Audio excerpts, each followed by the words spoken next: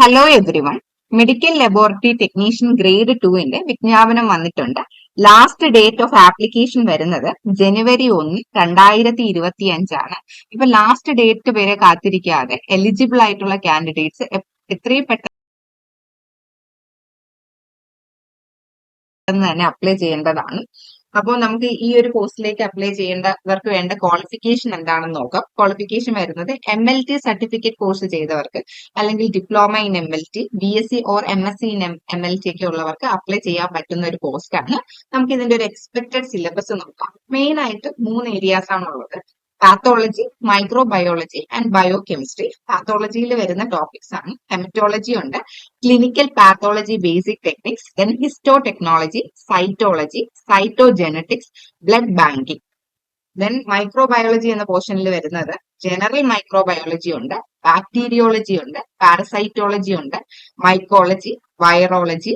ഇനി ബയോകെമിസ്ട്രിയിൽ വരുന്ന പോർഷൻസ് ഏതൊക്കെയാണെന്ന് നോക്കാം. ബയോകെമിസ്ട്രിയിൽ മെയിൻ ആയിട്ട് വരുന്നത് composition of glass, varieties, grades of glassware, cleaning of glassware, then calibration of pipettes and other colorimetric apparatus, then laboratory safety techniques വരുന്നുണ്ട്, grades of chemicals, then preparation and storage of distilled water, deionized water, pyrogen free distilled water, evaporation of water purity, then units and measurement വരുന്നുണ്ട്, preparation of normal, molar and percentage solution, dilution of solution, interconversion of concentration, normal, molar and percentage solution വരുന്നുണ്ട്, collection, preparation, transportation, processing and disposal of biological specimens in clinical biochemistry laboratory, preparation and use of anticoagulants, urine preservation.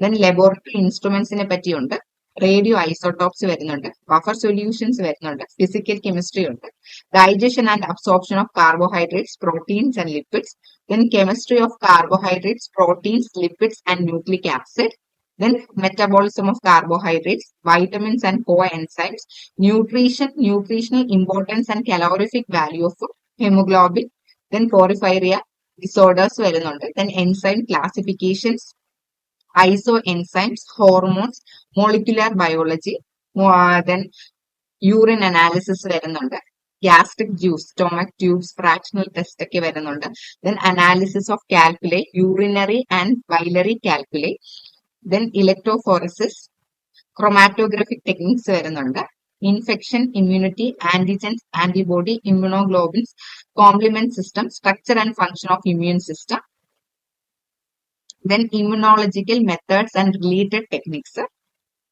biochemistry laboratory test ഉണ്ട്, toxicology, organization and management of clinical biochemistry laboratory, automation techniques, laboratory informatics, quality controls, accuracy, precision, sensitivity, specificity, standard deviation, ഇതൊക്കെയാണ് main ആയിട്ട് ബയോകെമിസ്ട്രിയുടെ അണ്ടറിൽ വരുന്നത്.